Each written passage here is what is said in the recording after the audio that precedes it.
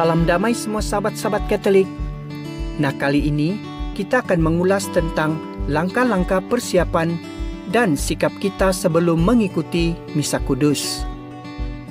Nah, sebelum itu, kepada mereka yang masih baru mengikuti channel ini, sila tekan dahulu butang subscribe di channel YouTube ini. Saudara terkasih, perayaan Misa Kudus merupakan doa dan ibadah yang paling agung dan utama dalam gereja Katolik. Maka, kita sebagai umat Katolik adalah wajib untuk mengikuti perayaan Misa Kudus pada setiap hari Minggu, karena Ekaristi bukan sekadar sarana penyalur rahmat ilahi, melainkan si pemberi rahmat itu sendiri, yakni Tuhan kita, Yesus Kristus, yang sungguh hadir di dalamnya. Maka, pantaslah kita sebagai umat Katolik untuk menyadari dan menghormati perayaan Misa Kudus dalam setiap tindakan kita.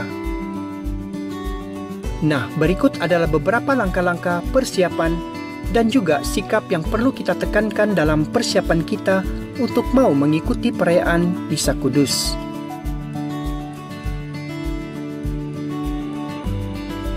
Pertama, membaca dan merenung bacaan-bacaan kitab suci pada hari tersebut. Praktik membaca dan merenung bacaan-bacaan kitab suci sebelum menghadiri Misa Kudus ini boleh dilakukan sama ada malam sebelumnya atau waktu pagi sebelum ke Misa Kudus. Panduan bacaan Alkitab ini boleh dirujuk pada buku panduan bacaan Alkitab harian berdasarkan kalender gereja yang boleh didapati di bilik barang-barang kudus setiap paroki maupun di kedai religius Katolik. Kedua, tidur lebih awal. Adalah disarankan agar kita yang akan ke Misa Kudus pada keesokan pagi supaya tidur lebih awal agar tubuh kita mempunyai rehat yang cukup pada keesokan paginya. Ini bagi mengelak keadaan seperti mengantuk dan tertidur dalam gereja semasa Misa Kudus sedang berjalan. Ketiga, berpuasa, makan dan minum sekurang-kurangnya 1 jam sebelum menyambut komini. Peraturan ini ada tertulis dalam Kitab Hukum Kanonik Gereja nomor 919 yang menyebut yang akan menerima Ekaristi Maha Kudus hendaknya berpantang dari segala macam makanan dan minuman selama waktu sekurang-kurangnya 1 jam sebelum komini, terkecuali air semata-mata dan obat-obatan.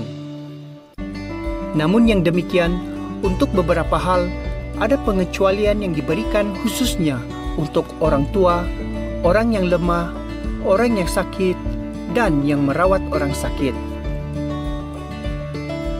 Keempat, datang lebih awal ke gereja. Untuk mengikuti perayaan Misa Kudus, datanglah lebih awal ke gereja, sekurang-kurangnya 15 menit sebelum bermulanya Misa Kudus atau lebih awal daripadanya, agar memiliki waktu untuk mempersiapkan diri, hati dan pikiran untuk menyembah Tuhan. Nah, seperti yang kita ketahui, perayaan Misa Kudus terdiri daripada 2 bahagian. Yang pertama, liturgi Sabda Allah.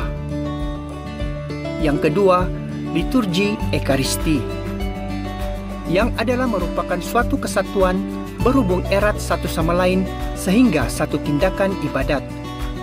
Tertulis dalam Pedoman Umum Misale Romawi nomor 28. Nah, kalau kita sungguh-sungguh mau merayakan perayaan Misa Kudus, datanglah awal dan ikutilah kedua-dua bagian liturgi, yakni liturgi Sabda Allah dan liturgi Ekaristi, yang di dalamnya juga terkandung ritus pembukaan dan ritus penutup, yang mana dalam setiap perayaan Misa Kudus ia akan diawali dengan sekali berkat pembukaan dengan tanda salib dan sekali berkat penutup dengan tanda salib. Janganlah biasakan diri terlepas daripada menerima berkat pembukaan disebabkan kita datang lambat, atau terlepas daripada menerima berkat penutup karena mau cepat pulang. Kelima, kenakanlah pakaian yang kemas dan sopan ke gereja. Nah, seperti yang kita sedia maklum, yang selalu diseru oleh gereja ialah agar kita selalu berpakaian yang kemas dan sopan setiap kali kita datang ke gereja untuk beribadah kepada Tuhan. Bukan saja pada masa menghadiri misa kudus, tapi juga pada masa adorasi, saat kepengakuan dosa, ataupun saat menghadiri program-program atau aktiviti-aktiviti gereja. Dalam kita berbicara tentang kesopanan dalam berpakaian ke gereja, ia tidak seharusnya ditujukan kepada kaum wanita sahaja, tapi juga kepada kaum lelaki, kerana kedua-duanya harus menyembah Tuhan dengan hormat. Dalam 1 Korintus bab 6 ayat 20 ada menyebut, "Sebab kamu telah dibeli dan harganya telah lunas dibayar. Karena itu, muliakanlah Allah dengan tubuhmu." Berarti saat mengenakan pakaian, sebaiknya kenakanlah pakaian yang membuat orang melihat bahwa kita cerminan dari teladan Yesus dan Maria yang tidak memperlihatkan aurat. Nah, untuk info lanjut tentang hal berpakaian yang sesuai ke gereja, saudara boleh ikuti di video Sahabat Katolik yang sebelumnya, seperti yang tertera di sebelah kanan atas skrin Anda. Keenam, memeriksa batin. Jangan kita lupa bahwa sebelum kita merayakan misa kudus, perlulah kita memeriksa batin kita terlebih dahulu. Dan jika kita menemukan dosa berat, kita harus mengakui dosa tersebut dalam sakramen pengakuan terlebih dahulu. Jika memungkinkan, sebelum mengikuti misa kudus. Namun, jika tidak memungkinkan, secepatnya pada hari-hari berikutnya. Persiapan rohani ini sangat penting sebelum kita menerima Ekaristi Kudus, sebab Rasul Paulus sendiri ada menyebut, "Jadi, barang siapa dengan cara yang tidak layak makan roti atau minum cawan Tuhan, ia berdosa terhadap tubuh dan darah Tuhan." Karena itu, hendaklah tiap-tiap orang menguji dirinya sendiri, dan baru sesudah itu ia makan roti dan minum dari cawan itu. 1 Korintus bab 11 ayat 26 hingga 28. Ketujuh, matikan telepon bimbit sebelum memasuki gereja. Bagi memastikan perjalanan misa kudus dapat berjalan dengan baik tanpa sebarang gangguan bunyi handphone, maka seharusnya kita mematikan terlebih dahulu telepon bimbit kita sebelum memasuki gereja, agar kita dapat menjaga suasana doa sepanjang perjalanan misa kudus, dan sekaligus kita secara pribadi juga dapat memusatkan seluruh hati dan pikiran kita kepada Tuhan.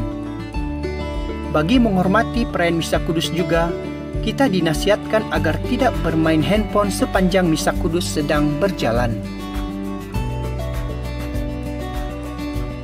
Nah, saudara terkasih, demikianlah tadi tentang beberapa langkah-langkah dan sikap yang perlu kita ambil dalam persiapan kita sebelum merayakan misa kudus.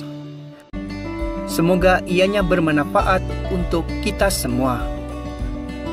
Dan kepada Anda yang masih baru dalam channel ini, jangan lupa tekan butang subscribe, like, share, dan sila beri komen Anda di bawah. Semoga kita bertemu lagi di video rohani yang selanjutnya. Sekian saja dahulu daripada channel Sahabat Katolik. Semoga Tuhan memberkati kita semua.